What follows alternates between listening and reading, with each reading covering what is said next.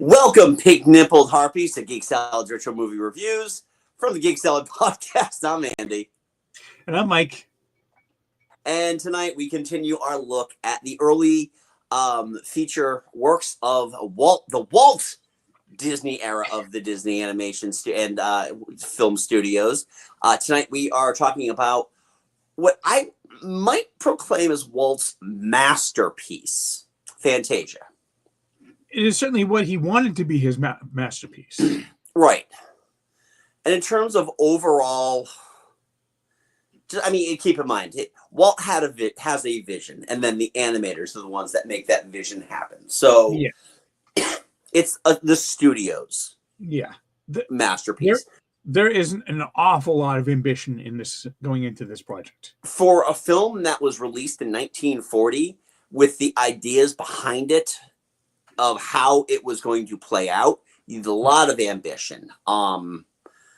Obviously you're getting in really, U.S. hasn't entered the war yet. So, but things are starting to look a little uncertain and all that fun stuff, which is why I think after this, didn't he do the South American? Yeah, he did the South American tour. Yeah. Basically Pinocchio did not end up making the money. Right. This movie, they took an absolute bath on. Yes. This one didn't start making money until probably the 60s, which makes a lot of sense. Oh, yeah. Oh, this was definitely a drug culture film. I mean, I remember in college, one of my friends gifted another one of my friends the VHS of this. It had just come out. And inside, they inserted 2 tabs of acid to go along with it. So, not your gift-giving ideas. Not in a bad way. Yeah. But by the way, we do not recommend this. We do. No. Do not. Acid is kind of garbage. Also, not the only Disney film that you can actually trip to. Which, by the way, I've never tripped to either one of these movies, but Fantasia and Alice in Wonderland. Oh yeah, absolutely. Yeah. But back to Fantasia here. Watching this movie, I get to see this in the theater. I saw it on the 1990 re-release, where they had done. It was like this weird, backwards remaster of the score. They had remastered the score for an earlier release, but it sounded. I don't want to say it sounded too good. It didn't sound right. So they kind of pulled it back a little bit. Immediately transfixed by this movie. Having a conversation last year with my cousin Christopher. This is his favorite Disney movie of all time. It's one of his favorite movies ever. And I can see why. This is unlike anything Disney put out. Even let's be honest, even comparing that to Fantasia 2000. This is unlike anything Disney has ever made, and both before and after this. So this really stands out as its own piece of history. Yeah, and a lot of it shows in the fact that there are different animating teams working on each of the different pieces. I mentioned Fantasia 2000, which you would think would be like, oh, well, it's kind of the same thing. It's not, because by that point, they kind of gotten their style down. So even trying to do the Hirschfeld inspired animation in Rhapsody in Blue, it still looks like a Disney movie.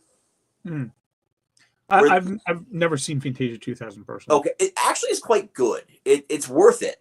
But with this one, the Disney influences only come when you have sentient characters. And realistically, only in The Rite of Spring and Dance of the Hours. And, in Sorcerer's Apprentice, obviously. The Sorcerer's Apprentice, obviously. But that's almost all Mickey, and that's just kind of this is the Mickey thing. If I'm not mistaken, I believe Sorcerer's Apprentice was actually animated prior to them even conceiving Fantasia. Yeah, Sorcerer's Apprentice was the first thing that they did, and then because it was just a short, and Disney Walt was like, Um, can we do more of this? Yeah. And And yep. I don't know if this is 100% true or not, but I've heard rumors that originally it wasn't supposed to be Mickey, it was supposed to be Dopey. Yes. Okay. Yeah, that is true. It was supposed to be Dopey, but they figured, Mickey Mouse needed something. He's always looking for that new Mickey Mouse short, and because Snow White and Seven Dwarfs was so new at the time. Yeah. I would have gone with Mickey as well. This was also the very first usage of kind of, weird saying from 1940, but it was the first usage of the modern day Mickey design. Yes, where he actually has like eye whites and yeah. From this point on, they really haven't changed Mickey a whole lot from back then. Not really. I mean, there have been subtle changes throughout, but this is probably the most iconic. Yeah. Mickey Mouse. It's one of my personal favorites. But yeah, it's what is amazing about Fantasia, other than the fact that, let's be honest, this is one of the few Disney animated movies that there is no chance they can do a live action remake for. If you do a live action version of this, what's the fucking point? Right, exactly. Because it's all about the technique of the animation. Yeah. The star of this movie is not the music, it's the animation, because of how the animation needs to sync up to the music. When you are dealing with hand-drawn, frame by frame animation in this movie. And that's why, like, Toccata Fugue in D minor might be one of my favorite pieces, because it's probably the most innovative piece, because it is perfectly synced to the music. That and the Nutcracker Suite. Yeah. That's probably the best example of how they utilize full symphonic synchronization. And honestly, I would say, for me, the Nutcracker Suite was kind of a little bit more impressive because it's got those fast fast beats than you had in Toccata and Fugue. I mean, the whole the Russian dance alone, with all the flowers doing all the different coming in and all this, that is some impressive animation right there. It is. It's very impressive. I mean, Toccata and Fugues, it was supposed to be like your appetizer. It's going to get you into this. Let's see how this works. Nutcracker Suite, in terms of animation, had to give character to a lot of faceless things. Yeah. And I think they excelled at that, especially with the more upbeat. Yeah. I mean, dancing. in a sense, almost the Nutcracker Suite was kind of the prelude to Alice in Wonderland. Kind of, yeah.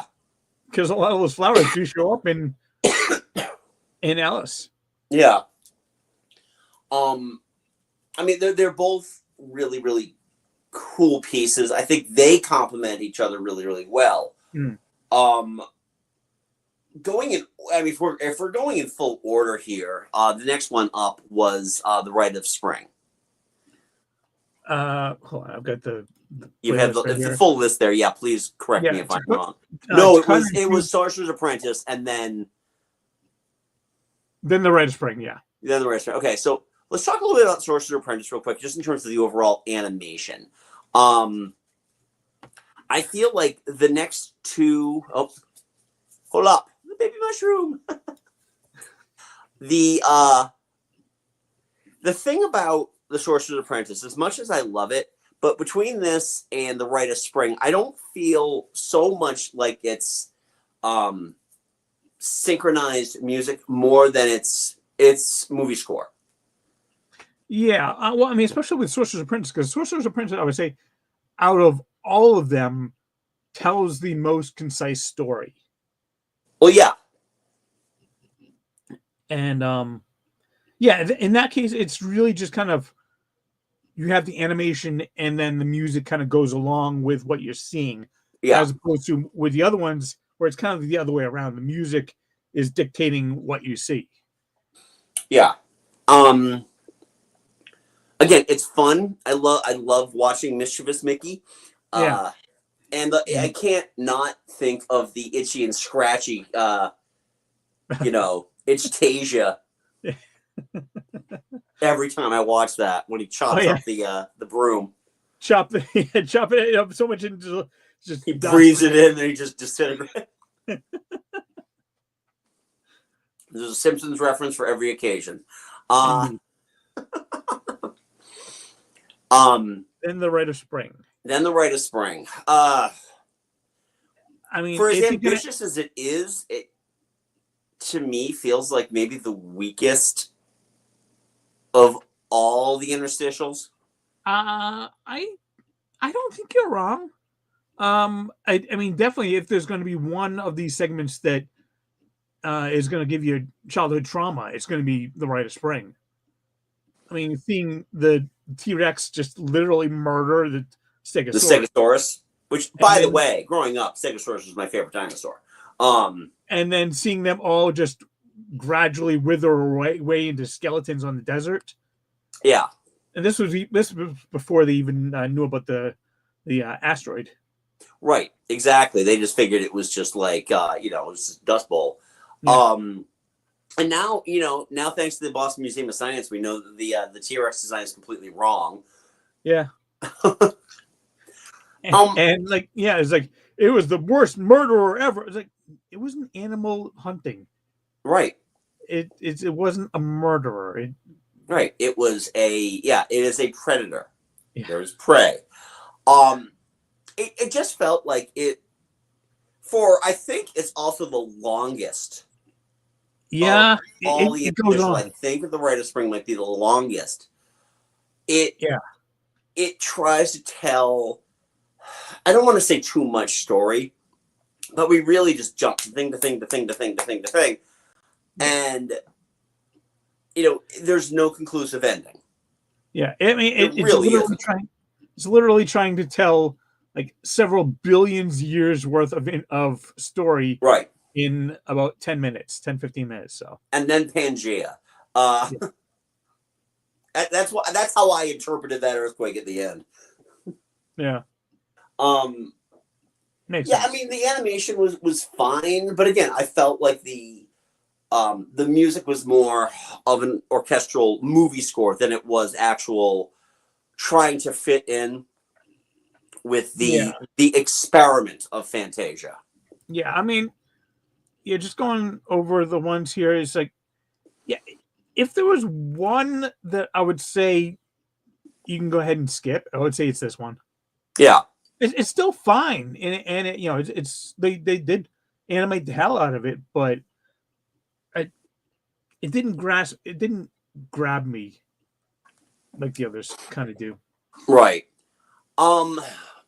Then we actually go to an intermission. Now, the interesting thing about this movie is that there are no real, other than the title card, there are no credits, front or back, in this movie. Unless you watch it on Disney Plus, in which case. Okay, so then you get all the credits, the language credits at the end. Yeah. Which I did. I didn't watch the language credits, but I stuck around for the whole thing. It is interesting watching what a 1940s symphonic orchestra looks like. There's a lot of funky hairstyles going back there. Yeah. You know what? When they came back from the intermission and they were kind of playing around the intermission, I was like, this is fun. That's kind of fun. Stop that jazz. That's the Satan's music. And then they meet the soundtrack. Yes. I think it was a cool concept. I don't count it as one of the interstitials because it's just Deems Taylor doing his thing. Yeah. Giving him a few more lines to say. I didn't mind it. You know what? Deems Taylor was a fine host. Yeah, because he hosted, he was like the nation's classical music radio host. Oh, really? Well, that. Oh, yeah. Yeah, no, he was a very prolific writer of classical music and of he was on the radio, which I think is what caused Walt to want to get him. He was the most prominent classical music DJ in the nation. Keep in mind too, a lot of these were national, national broadcasting companies. So, and I mean, this one was much like both, I believe, Snow White and Pinocchio. This one was done by RKO. Yeah. Yeah, they were kind of Walt's go-to for. Yeah, he needed distribution. That's how you get the distribution. He just had to make the movie. RKO would distribute the movie, which we'll get into in a little bit. We can talk about some of these side stories at the end. Yeah. The soundtrack was fine. Next up is why am I blanking on Pastoral Symphony? Pastoral Symphony. The most, with the exception again of Dance of the Hours, the most Disney thing you're going to see in this entire.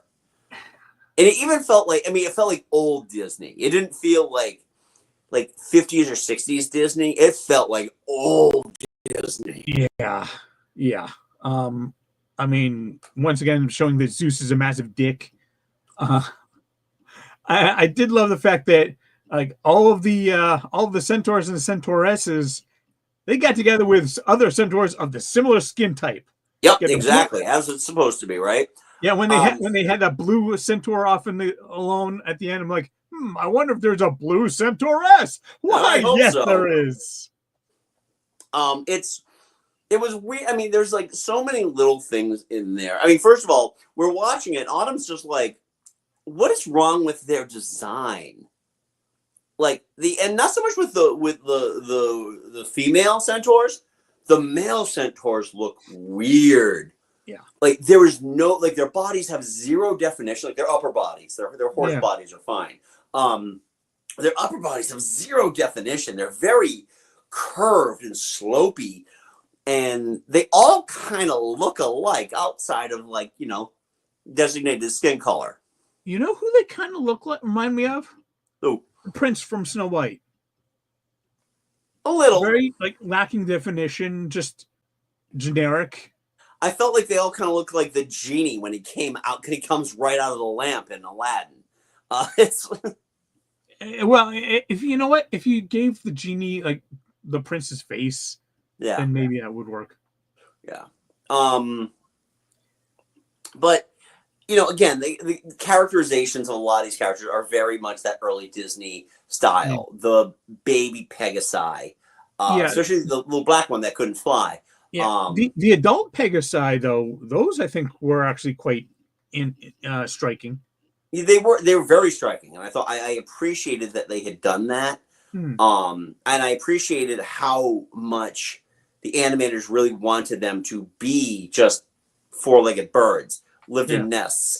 Fortunately, we didn't see any eggshells laying around, so because that would have been weird. Although I do believe the first time you see the black Pegasus baby, it's you don't actually see it, but you can tell it's nursing. Yeah, well, good. They're mammals. Yeah, and then swimming like swans and all that, and flying in flocks. That was kind of cool. Yeah. Even like the unicorns, even though the unicorns weren't nearly as majestic, they were much more like My Little Ponies. Yeah. And then Dionysus, though, is like such a Disney design. Dionysus and his donkey corn. And his donkey corn, exactly. The less said about that relationship, the better. Oh, I don't know. Do not want to know where that horn has been. Yeah. It is funny too, just how it goes through all these different beats. Yeah. My favorite parts are actually much closer to the end of it. When they after Zeus is done being a dick, and then just tosses all these lightning bolts to the ground because he's got to roll up in his cloud and go to sleep. When you see the sun and it's Apollo, which I thought was really cool, and then my favorite shot is Diana in the moon. Oh, okay. I think that's Diana. Yes, yeah. I mean, that's what Taylor says at the beginning. Yeah, I do like the fact that Taylor describes exactly what you're going to be seeing in the next segment. Exactly, because in 1940, I'm sure there's a lot of slick-back haired audience members going, "What the hell is this?" So yeah, I think though for my money, my favorite just for overall quality might be Dance of the Hours though. Mm. It is firmly tongue in cheek. It Yeah. feels definitely like that, more like that 50s, 60s Disney animation. Well, I do gotta say for this, when I was watching that, I was like, "Hello, Mata, hello, Mata, hello, Fada." Yeah. Like, Oh, that's okay. The kids are just in Camp Granada. I did not realize that music Yeah. was used for that song. Yep. As well as many other things. Yeah. Like the isn't that also the piano recital music in that McDonald's commercial? Oh, I think so. Yeah. I think so too. Yeah, it's a very well known piece of music. Yeah. But the animation is great for a number of reasons. The biggest part of that is that they chose awkward animals, large and awkward animals, to dance a very dignified, very graceful ballet. And then not only that, but you have at the end you have like the alligators come in and like, oh no, it's gonna be and no, they're doing all the ballet with them. They're the male counterparts. And it's a lot of fun because the facial expressions are great. I love the fact that the prima sunflower race character in the Disney Plus, she is not there. Yeah. I know she appears in some home video releases, but not everything. Yeah. I think she was actually edited out in like the early 60s, and that was actually Walt approved it. On his deathbed, apparently, because but of course, when this was made, it was also 6 years before Song of the South. That's true. That's true. He hadn't taken a listen to anybody yet. No. But yeah, with Dance of the Hours, I love the hippo prima ballerina. Yeah. Because you can tell she's got all the ego of the prima ballerina. And she is the heaviest. She's like the heaviest ballerina there. Even the elephants don't look as big as her. No. And you got all the other hippos, but no, she's the lead. Yep. She's the diva. And then you got the alligator. The alligators are great because first of all, their facial expressions are fantastic throughout. Their upper bodies and core strength is off the hook, being able to like lift them up.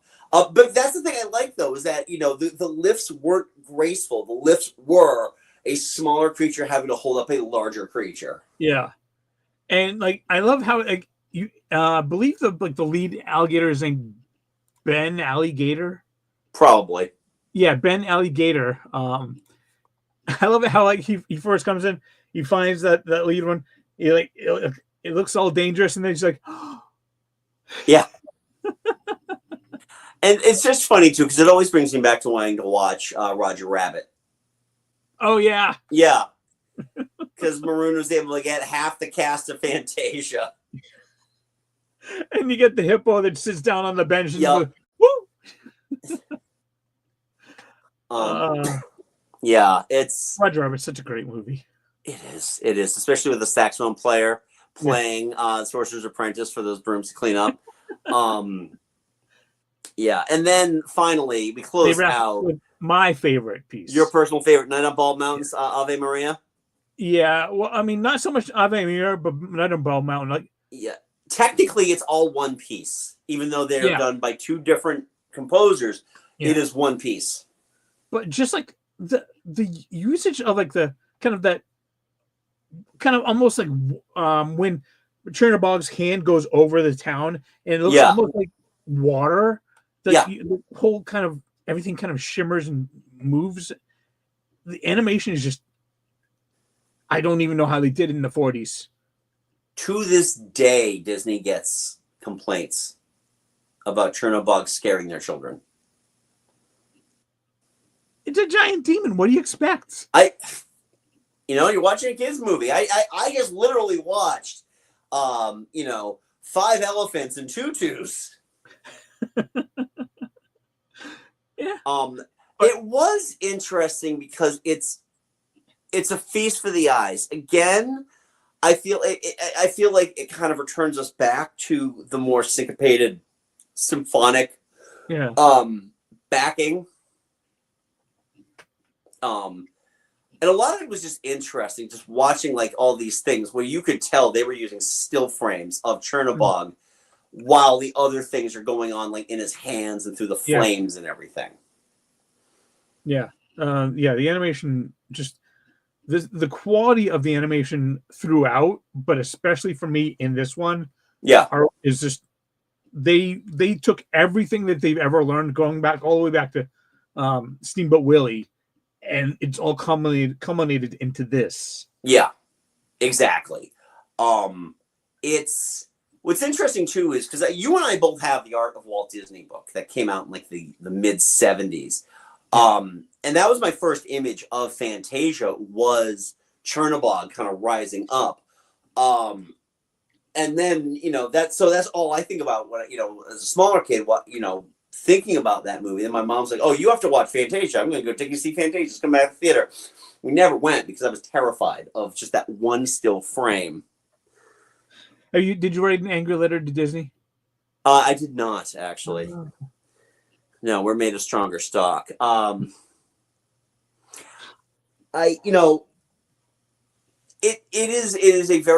It's so uncharacteristically dark.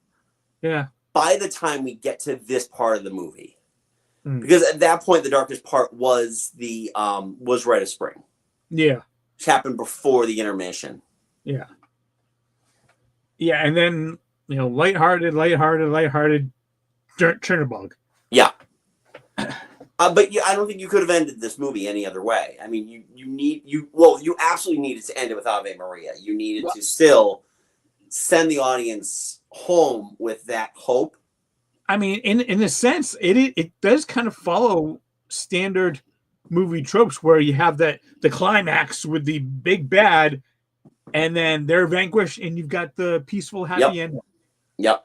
And I thought it was a very cool effect how Chernobog, when he would come about, it's just the unfolding of the wings. Yeah, and then at the end, he kind of folds it back up, and he's the mountaintop again. Yeah. So overall, I mean, I enjoy this movie a lot. It definitely ranks up in my top Disney animated. Not one I can go back to all the time because this isn't a movie that's narratively driven. Yeah, you take that letter. What's crazy to me too, we think about Chernobog and really kind of being the most, like the one piece of pop culture that stands out from this entire movie. Very little in the way of merchandise. Yeah, although he does appear as like a big villain in, I think he's in the first Kingdom Hearts game. Yeah. I know he's appeared in a couple of the Kingdom Keeper books as one of the main villains. So he does sneak into Disney pop culture often enough. Yeah. And he's kind of appeared outside of Disney as well. The show American Gods, Peter Stormare played Chernobog. Although I don't think they've ever made a parade float of Chernobog. I think that'd be friggin' hilarious. Hey, you know what? If the talk of a fifth gate is true, and we actually get Villain's Land, who knows? Yeah. Oh yeah. So kind of legacy of this movie, the fact that this was the order we went in was not always going to be the order this was going to happen. Apparently, this was going to tour around in parts, and you could be in Boston and see one series of these, but then you go to New York and see like maybe a couple of the same, but a couple of extra ones that are thrown in that were not shown in the one in Boston, and Los Angeles, Miami, Poughkeepsie, whatever. Wherever you're going, you would see a different version. There is a lot about how theaters were run back then too. Theaters were owned by the studios, so good luck. And Secondly, they had to be specially equipped. yeah, yeah, Play this movie. Walt invented a thing called a Fantasound, Yeah, and yeah, it would cost theaters like $85,000 in 1940s money to install yeah, this. And guess you can probably count on one hand the amount of theaters that decided to do that. right. So again, this is why this movie was a financial failure. And and as much as you love it, and I think it's a fantastic piece of art, you got to look at it as like there is no way this was going to make any money. I mean, hell, especially even if you made it today, there's no way this is going to make any money because nobody's going to go see a 2-hour movie where it's just classical music. Right. To this day, by the way, this is the longest Disney animated film ever released. Really? Yeah. Wow.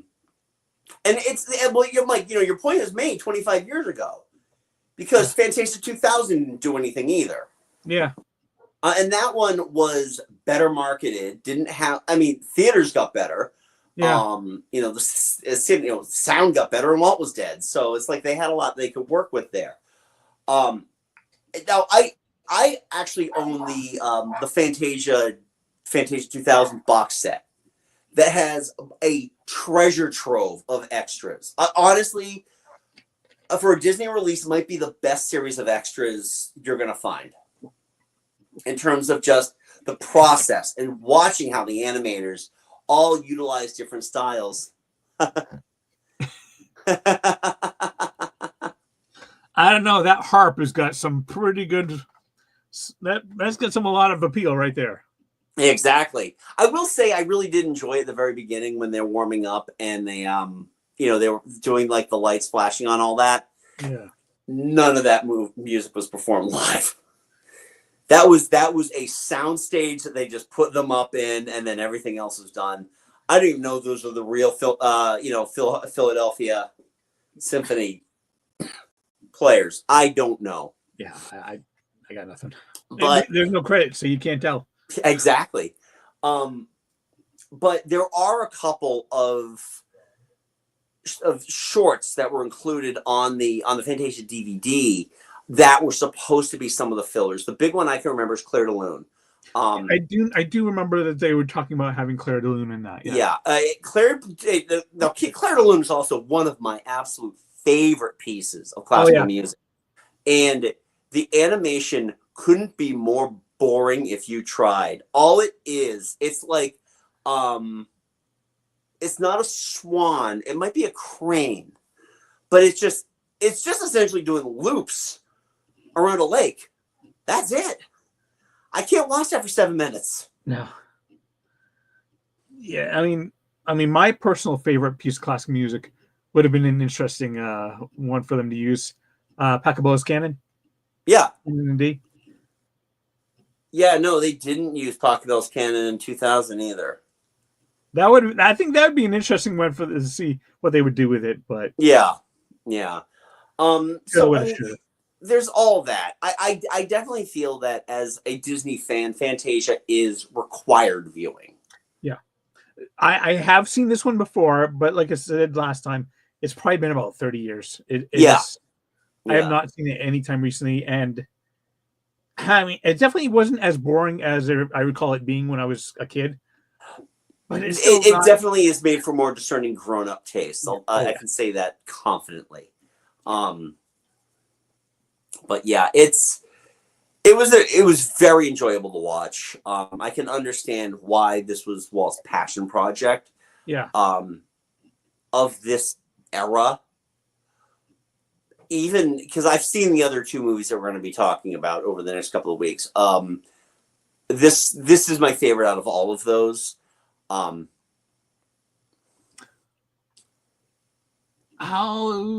got to rewatch the other two because yeah, but even still, I think I made my feelings clear on one of the movies when we talked about Sleeping Beauty a few years ago. So, because Sleeping Beauty again, it was, and a lot of the same DNA from Fantasia went into Sleeping Beauty. That it's a let's use a classical track. every frame of Sleeping Beauty is a work of art. Oh yeah, and absolutely. a very consistent work of art too. Yeah. So, yeah, Sleeping Beauty is one of my favorite animated of Yeah. Disney because it is so amazingly gorgeous. Yeah, Any frame is just a feast for the eyes. especially the backgrounds. Oh yeah. I would just love to have just a single frame of the background. Oh, yeah. So I don't know. Anything else you want to say about Fantasia? I did text you this when I was watching it. I think this might be outside of like the original Alice comedies they did back in like the early 1900s. This might be his first foray into combining live action and animation. I mean, it's just brief. It's that the animation over the instruments at first, and then Mickey coming up and thanking Mr. Stokowski. That's exactly what I was thinking of. It was the Stokowski and Mickey. Yeah, bit. I mean, because Mickey actually tugs on his coat there, and yeah, I think you may be right about that. Yeah, like it's I said, impressive too because of the interaction with the coattails. Yeah, and this is 6 years before his next kind of really big foray into that is Song of the South. Yeah. Which we're not going to be doing here. No. But yeah, I feel like I think you might be right about that. Correct us if we're wrong, please. Yes, please. But yeah, other than that, I got nothing else. Yeah. So now it's up to you. We want to know, what are your thoughts on Fantasia? Where does this rank in your Disney animated, in your early Disney animated? Where does that rank? Leave a polite comment below. Also, if you're new to the channel, hi. Subscribe. You can keep up with us on all of our adventures. Give it a like as well because it helps us in the algorithm. Plus, Mike and I host a little podcast called Geek Salad. You can check that out wherever you get your podcasts. So yeah, and we are on the socials on Facebook on Geek Salad Podcast on Facebook and at Geek Salad Radio on Blue Sky. Yep, my cat is going nuts right now. I thought that was her. Oh yeah, no, it's not. No, Chaussette doesn't jump like that. That was Pippin. Yeah, Pippin only bothers me when I'm recording. So, and Mike, do we have a new episode coming up soon on the podcast? Yes. Sorry, I had some delays. Unfortunate delays on this one last week. Quite all right. You'll get it sometime this month. It is technically a Disney podcast as well, but not in the way you think. So, anyway, until next time, I'm Andy. I'm Mike. Go forth and be nerdful. Talk to you later. Bye-bye.